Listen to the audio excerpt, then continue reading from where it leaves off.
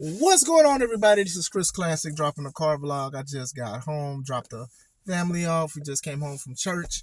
It was a wonderful service. Isaiah 54:17 was the verse. No weapons formed against me shall prosper. It won't work. But don't forget that God loves you. Christ loves you. I love you. If you're working hard on something very righteous and stuff, I'm very proud of you. Keep up the good work. I wanted to talk about the returns last night. Uh, One, R-Truth. Shout out to him and everything he continues to do. He does a lot of videos, rapping, and skits and things like that. So it's good to see him back. He's very funny. He's very entertaining. So even when he doesn't wrestle, he knows how to stay relevant. And a lot of people don't know how to do that. But it is good to see him back. Hopefully, he does wrestle and things like that. Maybe even something with LA Knight promo wise. It'll be very entertaining. Randy Orton was speculated to come back because they said he was coming back. And I was happy to see him. The guy looks like he's still in shape, back like he never left. I know he had the fusion surgeries on his back and things like that. He looked good. He looked like $1 million bucks. I know he signed like a big contract to be there until like 10 years from now or whatever. But it's good to see him back. I didn't want to see him go out just on an injury. You know, sometimes as wrestlers, some people go out on bad injuries or just can't do it because their body just will not allow them to do it. So for him to come back, it's good. I liked how they lined JD up for the RKO off the top of the cage. It was very smooth. It was very good. I was very happy to see Randy Orton back. I think Randy Orton is obviously, I hate saying pillars, but when I say it, you definitely understand it. The guy has different versions of himself, and I always felt like when you can change yourself like that and still stay relevant, it is good. Like now, I call this part living his best life. You know, before he even got hurt, he was just chilling. It was jokes. It was things on social media. He was wrestling. You know, he was teaming with Riddle. They had the belts and stuff like that. But, you know, he was still dope. He was still popular, and people loved to see him. Crowd went crazy when his music hit. You know, so it was really dope to see him. The power slams, the moves, everything looked crisp. So it's very good. I'm very happy that Randy Orton is back. And this is basically Road to WrestleMania now, especially after Survivor Series. So curious to see where they go with it. You know, not even just WrestleMania, the matches before that, Royal Rumble and whatever they have. You know, they're going overseas with like 2 PLEs. So it's very good to see him back. I am excited to see Randy Orton back. He's back home. CM Punk came in at the end of the show. WWE did great with it because they didn't confirm anything. Also, they showed the end credit graphic in the bottom right of the screen, so a lot of people probably thought that that was it. Then all of a sudden, crowd went crazy, and CM Punk is back in WWE. Now, I do want to say this. People were booing when people chanted CM Punk, even in Chicago. But as soon as the music hit, there was no boos to be heard. There is a lot to take in with him returning. So I'm going to try to get to the pinpoint. One, a lot of people are saying, you know, CM Punk is fraud and he's toxic and how dare he go back because you said so much stuff about it and things like that. Let me say this. WWE is a business before it is wrestling. And I know it's a good and bad thing to say, but it's more of a good thing. You want to do things for business and things like that. Do I think that they really needed CM Punk at Survivor Series? No, I don't. Gray hairs everywhere. I don't think they needed to see him. They didn't need to bring him in. If anything, this is just to be spiteful towards AEW, especially on Punk's behalf. But I think that if Punk did not show up, of course, people would have been upset. But it was a very good show from start to finish. I think the match that probably was a little dully was like Stark and Rhea, honestly, and that's not even really much their fault. We knew Rhea was going to win. Rhea's damn near becoming Roman Reigns on the women's division, low key. Double R. You see how they coexist in correlations. But anyway. But it was a good event. People would have went home happy that Randy Orton returned and everything. He looks healthy. He looks like he's in great shape and things like that. So my thing is this. A lot of people think, oh, well, Punk just, they saying Punk signed the day of. I don't know, but between when he left WWE and even before he signed to AEW, between that time, he showed up on WWE's Fox panelist thing show. So that they was talking to him. So obviously it was no ill will. He wasn't signed at the time, but you can tell that they was talking to him. Like, come on, man. Like, and that's my take on it. Now, him going to AEW was a big move for AEW, whatever like that. And I've said in previous videos that a lot of people are going to say he's toxic or they're not going to like him and things like that. And I felt that he may fall out with a lot of the guys. Because the thing was, if they consider CM Punk toxic, you have other people that was in there toxic as well. So was in AEW for like 2 years. He's had some good matches. He's had hit or misses and things like that.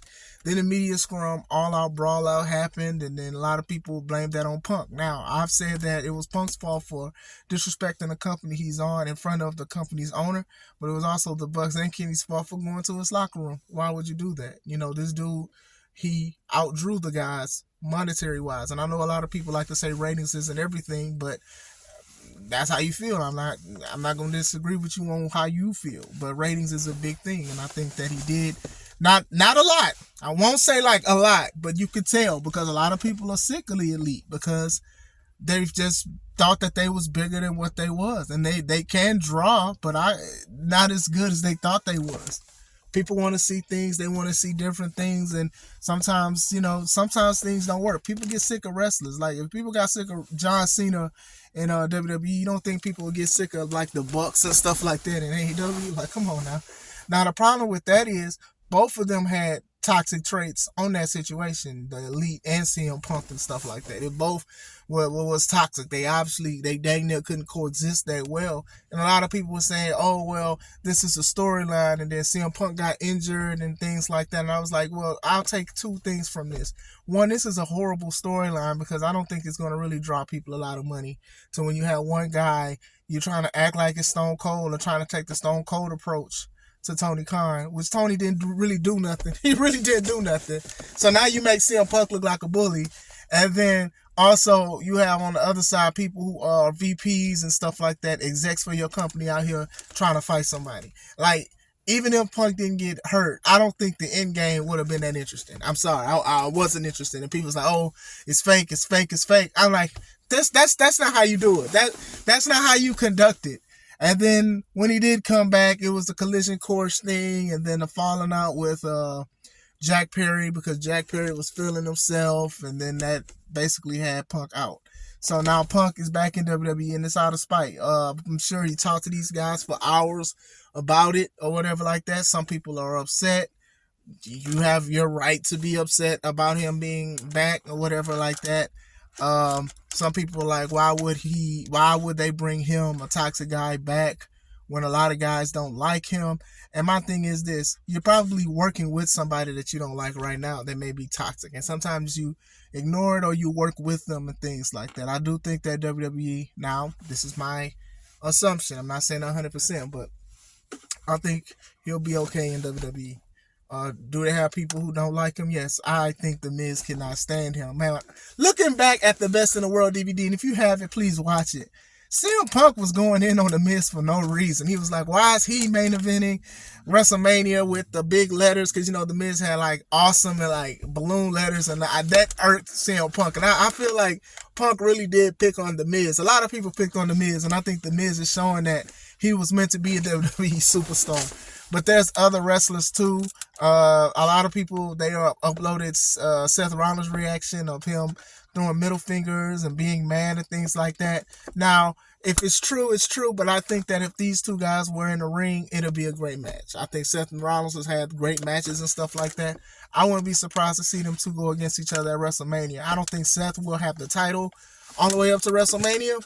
But I don't even think it should be a title match. But I think that they'll have a great match. You have a lot of guys that have animosity towards other people, but they can put on great matches and things like that. With AEW, for the most part, not the whole part, but a lot of those guys obviously was just showing that they put their ego in front of business and things like that, because they should have had FTR CM Punk versus the Elite match. I could have did some stuff like that, and it's like, if y'all were doing that, that would have been too late. And it's not nothing to really like crap on AEW, but I do think that WWE will do a great job. We don't know if it's even legit or not, but because there are like comments that Seth called CM Punk a cancer to the business and stuff.